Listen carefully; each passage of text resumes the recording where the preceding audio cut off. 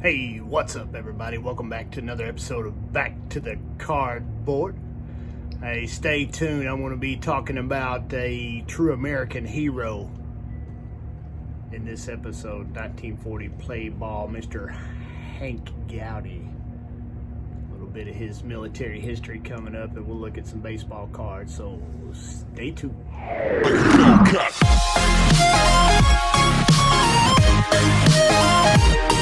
Hey, thanks for tuning in, everybody. Beautiful sunshine outside today here in Kentucky. It's been raining for about a week straight, so floated in this morning.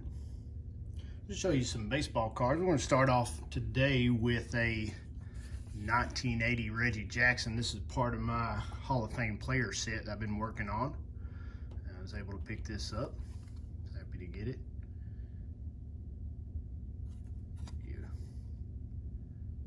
Second Mr. October. We'll talk about the first Mr. October here in a little bit. It's a 1980 Reggie Jackson, his third year with the Yankees.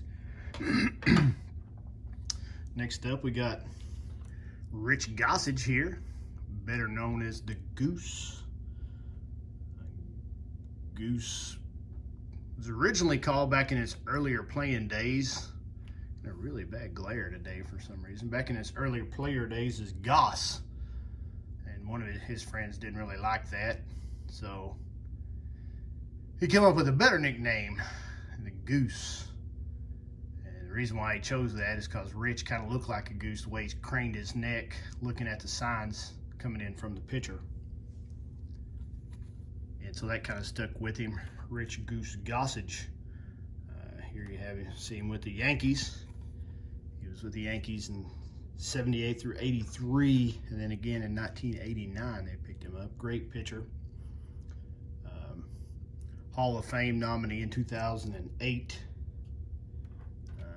Most of y'all might know this already. I just remembered it.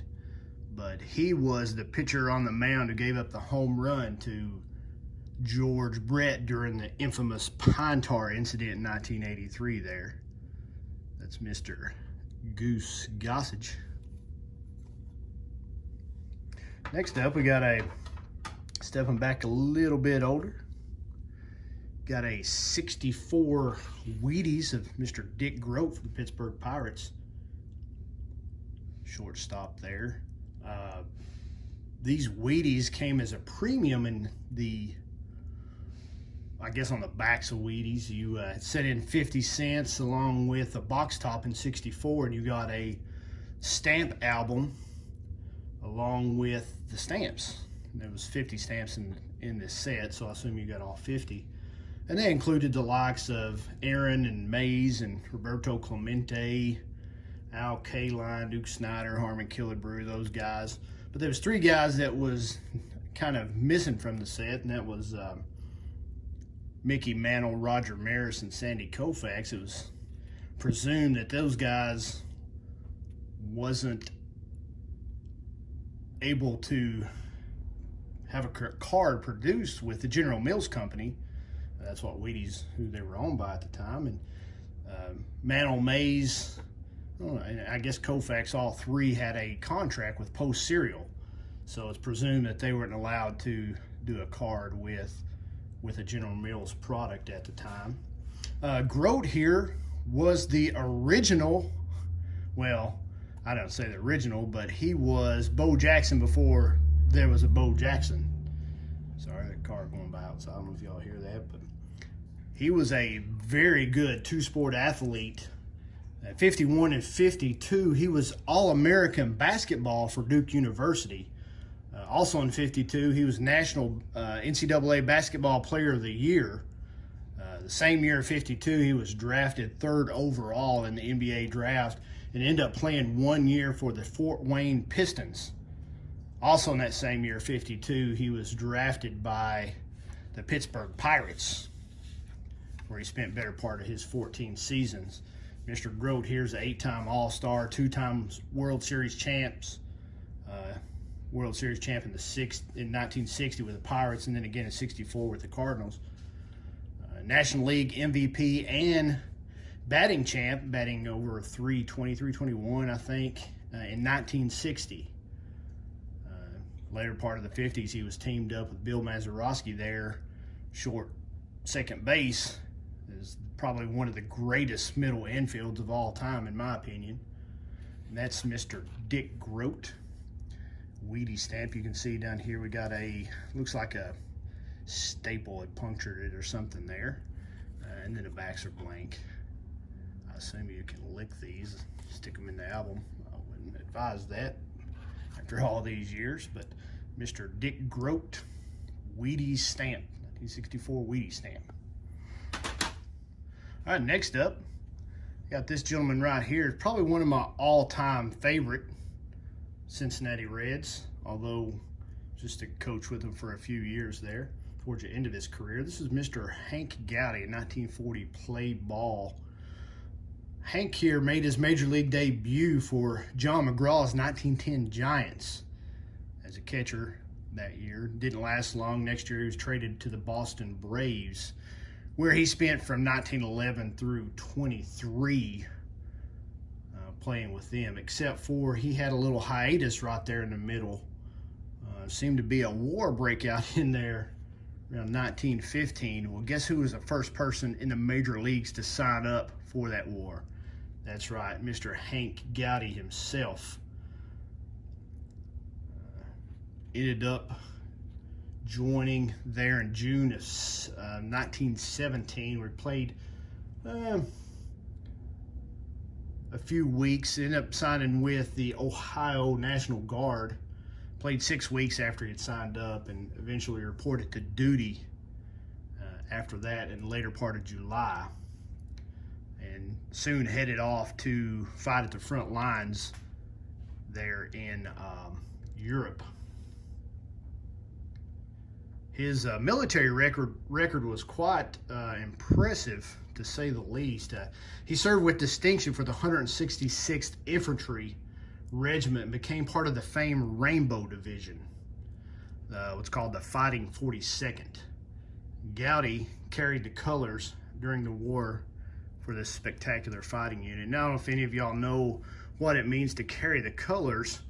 And the World War I is more or less an extension of the Civil War, in that the tactics at the end of the Civil War turned into trenches. Well, that spilled over into World War I. You know, the weaponry was definitely better, but the tactics were essentially the same. And the guy with the colors was at the center of the line. He carried the flag.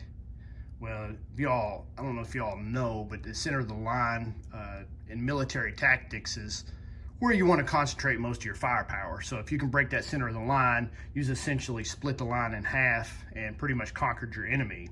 Well, to carry the flag was a distinct honor for Mr. Gowdy, which impresses me a lot, which also in turn for him to take that flag up and bear that honor is just is outstanding in my eyes.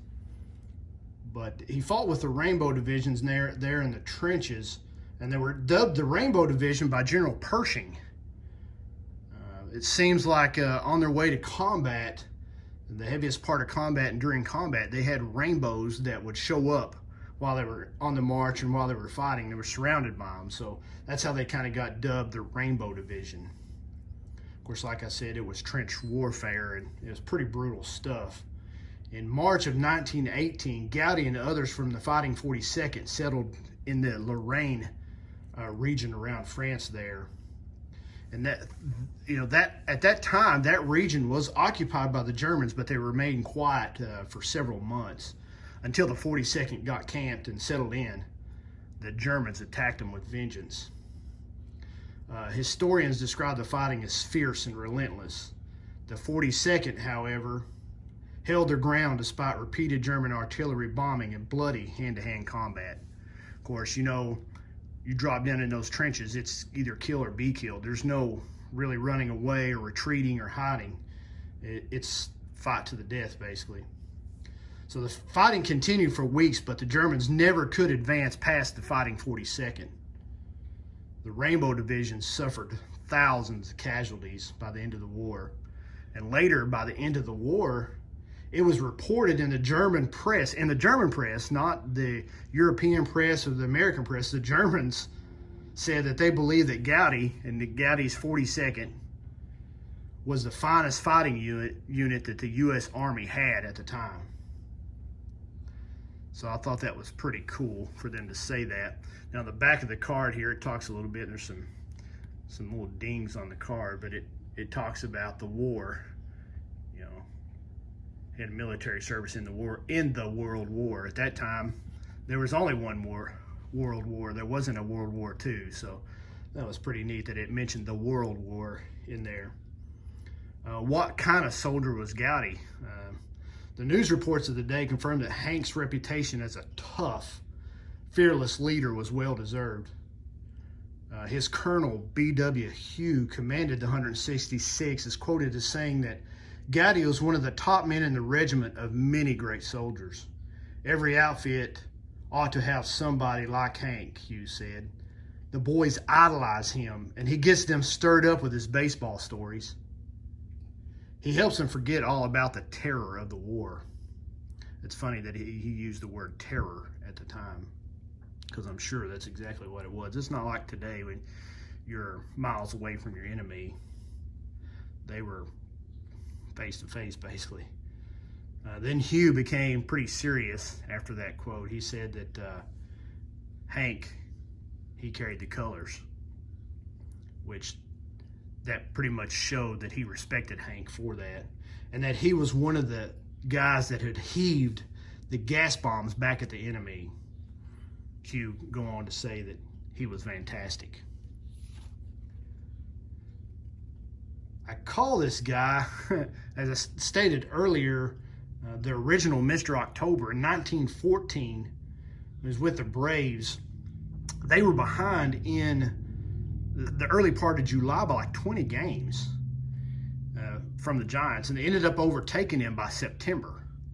So it didn't take them long to make up 20 games, which is pretty awesome. They ended up making it to the World Series and facing the Philadelphia Athletics and swept them in 4 games, where Gowdy batted over 500. Had a bunch of doubles, 3 doubles, a homer, and a triple in that series, and pretty much led them to the World Series. So before Reggie Jackson took up the moniker as Mr. October, this guy was the original Mr. October.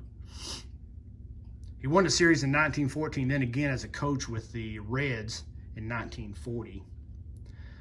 Unfortunately, Gowdy does hold a distinct record as being on the Hall of Fame ballot for 17 years straight without being elected, which I thought was pretty dubious, but he should get into the Baseball Hall of Fame just on his military record alone. What's crazy is after 17 years as a player, Gowdy, he didn't take it easy. He didn't sit back and relax, although he never did bat again after 1930. Became a coach with 3 different teams. He actually coached his Boston Braves, the New York Giants, and then later on in his career, my Cincinnati Reds. But as unbelievable as it sounds, this is a patriot for you right here. When World War II broke out, guess who sought to serve his country again? That's right. At the age of 53, Mr. Gowdy here joined the service, and he was commissioned as a major in the United States Army. He again served his country with distinction and valor. He eventually became the chief athletic officer at Fort Benning, Georgia. And to this day, the baseball diamond at Fort Benning, where the soldiers down there enjoy our pastime, is called Hank Gowdy Field. Hank, never elected to the Hall of Fame, passed away at the age of 76 on August the 1st, 1966 in Columbus, Ohio. Although he was married for many years, him and his wife never had any kids to pass down his legacy. So think about this guy, true American hero. The only player that I know of that served in World War I and World War II, Mr. Hank Gowdy. Pretty awesome. Hey, guys, thanks for tuning in. Thanks for hanging out here with me. So God bless you. God bless America. And until next time, guys, peace.